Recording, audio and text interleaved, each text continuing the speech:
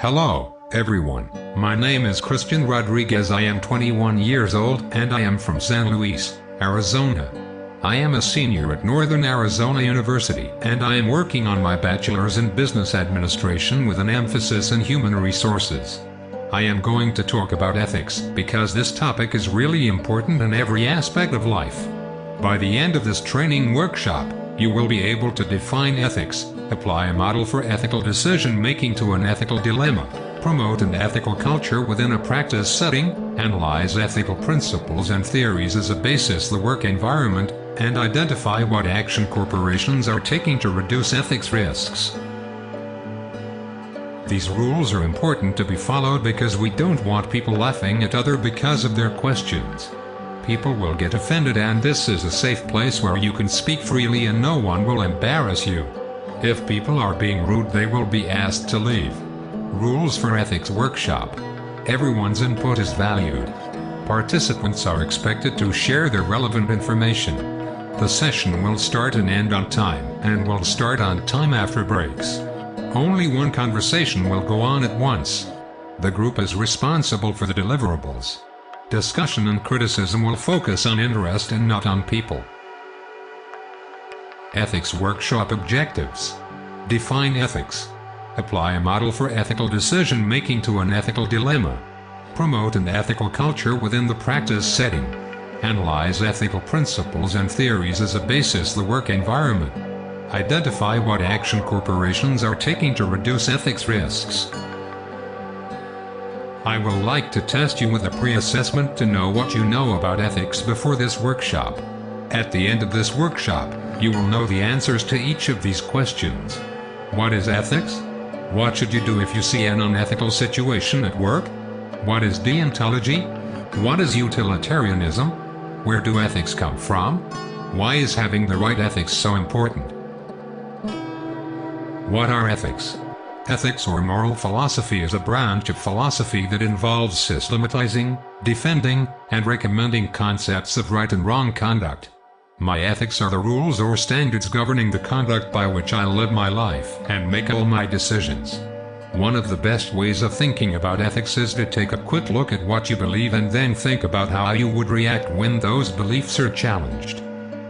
Your ethics govern your thought process so that when a problem arises or you need to try and work your way through a situation, your solution is based on your ethics.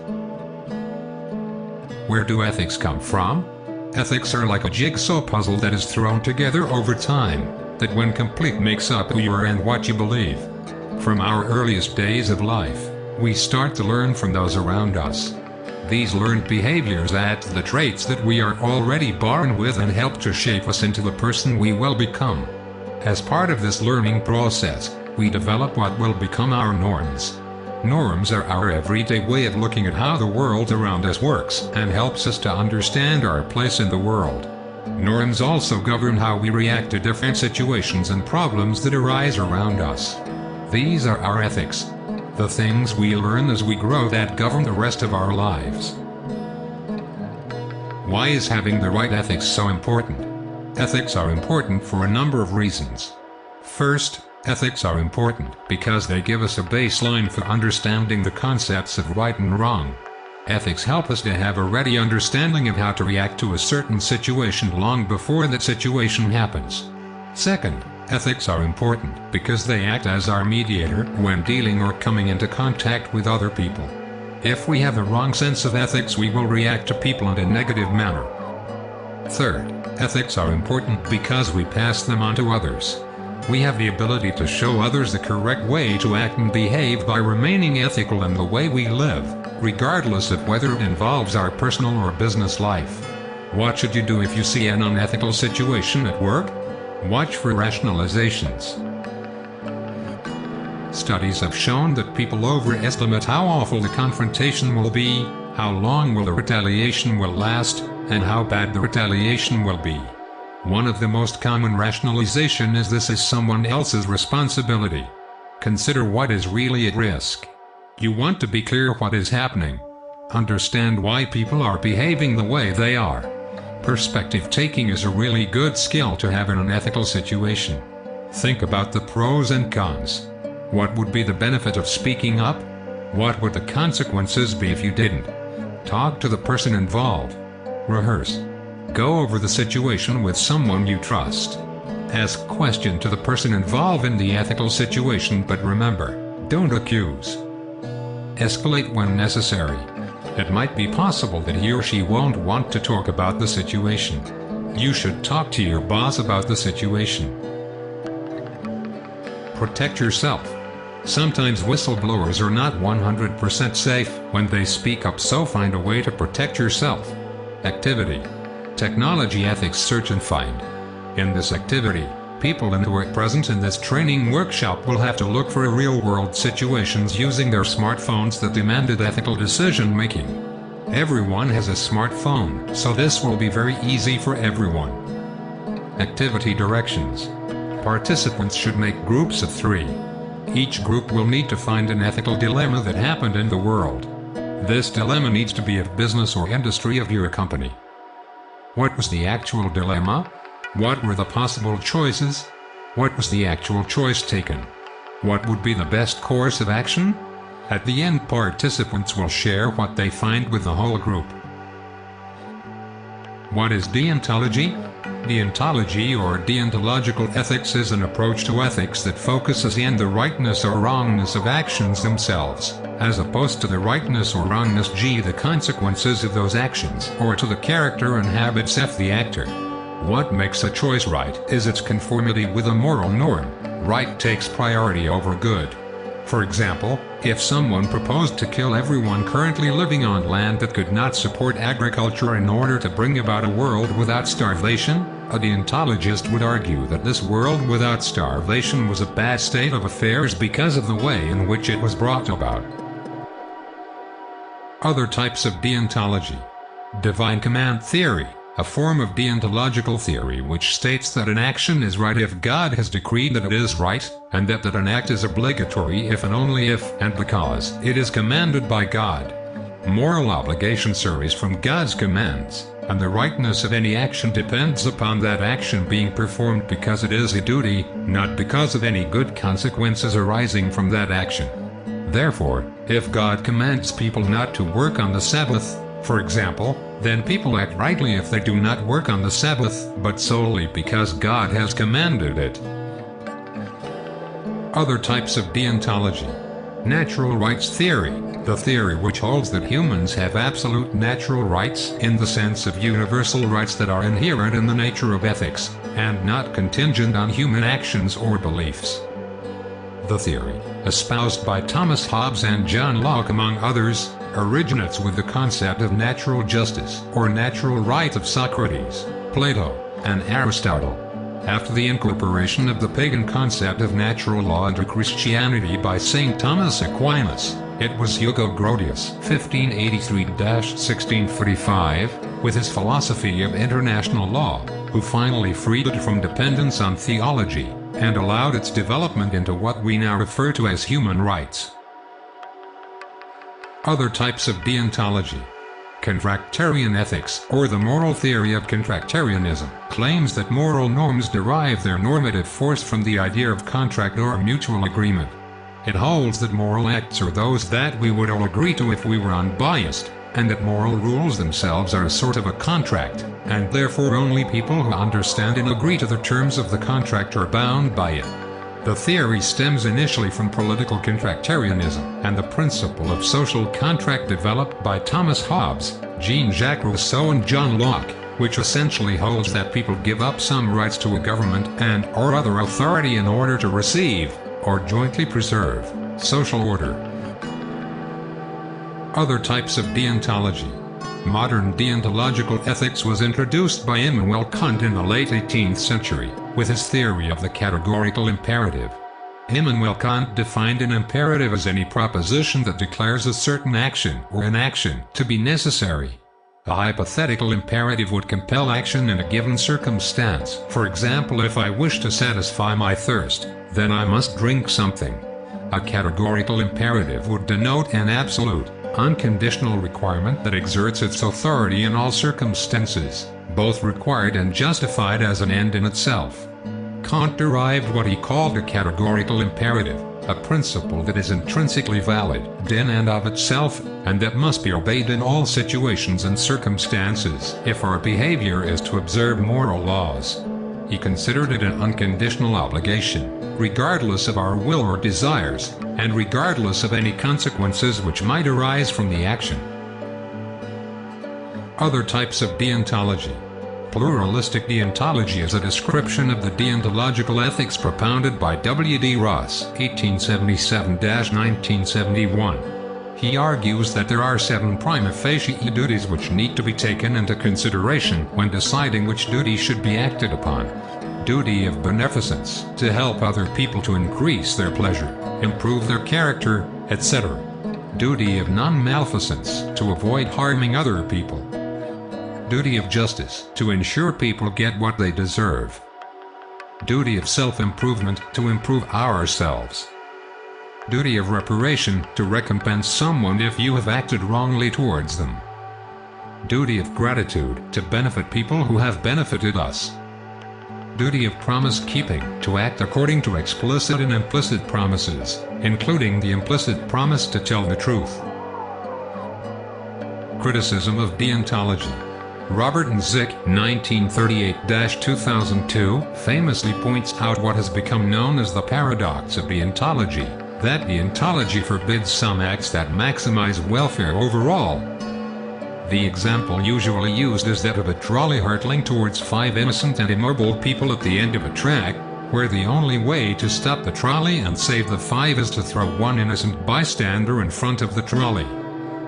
The principle of permissible harm in deontology rules out deliberately throwing a person in front of the trolley, but the consequence of that is that 5 innocent bystanders die, which also contravenes the principle of permissible harm. Criticism of deontology. Utilitarians like Jeremy Bentham have criticized deontology on the grounds that it is essentially a dressed-up version of popular morality, and that the objective and unchanging principles that deontologists attribute to natural law or universal reason are really just a matter of subjective opinion. John Stuart Mill, another 19th-century utilitarian, argued that deontologists usually fail to specify which principles should take priority when rights and duties conflict, so that deontology cannot offer complete moral guidance. John Stuart Mill also criticized Kant's claims for his categorical imperative, arguing that it is really just another way of saying that the ends justify the means, which is essentially a consequentialist argument. What is utilitarianism? Utilitarianism is the idea that the moral worth of an action is solely determined by its contribution to overall utility and maximizing happiness or pleasure as summed among all people. Utility, after which the doctrine is named, is a measure in economics of the relative satisfaction from, or desirability of, the consumption of goods. Utilitarianism can thus be described as a quantitative and reductionist approach to ethics. Utilitarianism starts from the basis that pleasure and happiness are intrinsically valuable, that pain and suffering are intrinsically invaluable, and that anything else has value only in its causing happiness or preventing suffering. Types of utilitarianism. Act utilitarianism, or case utilitarianism, states that, when faced with a choice, we must first consider the likely consequences of potential actions in that particular case and, from that, choose to do what we believe will generate the most overall happiness. Act utilitarians may follow certain rules of thumb, heuristics, to save time or cost, although, if the consequences can be calculated relatively clearly, exactly and easily, then such rules of thumb can be ignored, and the choice treated on a case-by-case basis. Types of utilitarianism. Rule utilitarianism states that, when faced with a choice, we must look at potential rules of action to determine whether the generalized rule produces more happiness than otherwise, if it were to be constantly followed. Rule utilitarians may agree that there are some general exception rules that allow the breaking of other rules if this increases, although critics argue that this logically just reduces to act utilitarianism. Types of utilitarianism. Two-level utilitarianism states that normally we should use intuitive, moral thinking, in the form of rule utilitarianism, because it usually maximizes happiness. This method is based on the view that, although act utilitarianism may be preferable in theory, usually it is too difficult to perfectly predict consequences, and so we require moral guidelines or rules in day-to-day life. There are some times when we must ascend to a higher critical level of reflection in order to decide what to do, and must think as an act utilitarian would. Types of utilitarianism. Motive utilitarianism states that our initial moral task is to inculcate motives within ourselves that will be generally useful across the spectrum of the actual situations we are likely to encounter, rather than hypothetical examples which are unlikely to occur. It can be thought of as a hybrid between act and rule utilitarianism, but it also attempts to take into account how human beings actually function psychologically. Types of utilitarianism. Total utilitarianism advocates measuring the utility of a population based on the total utility of its members. It has been argued that this leads to a repugnant conclusion, in which an enormous population whose individual lives are barely worth living is considered preferable to a smaller population with good lives. Types of utilitarianism. Average utilitarianism advocates measuring the utility of a population based on the average utility of the population. The drawback here is known as the mere addition paradox, where bringing a moderately happy person in a very happy world would be seen as an immoral act, or the logical implication that it would be a moral good to eliminate all people whose happiness is below average, as this would raise the average happiness. Types of utilitarianism. Negative utilitarianism requires us to promote the least amount of evil or harm, or to prevent the greatest amount of suffering, for the greatest number, as opposed to the general, or positive, utilitarian rule of the greatest amount of good for the greatest number. Critics have argued that the ultimate aim of negative utilitarianism would therefore logically be to engender the quickest and least painful method of killing the entirety of humanity, as this would effectively minimize suffering, although more moderate proponents would obviously not propose that. Types of utilitarianism. Sentient utilitarianism.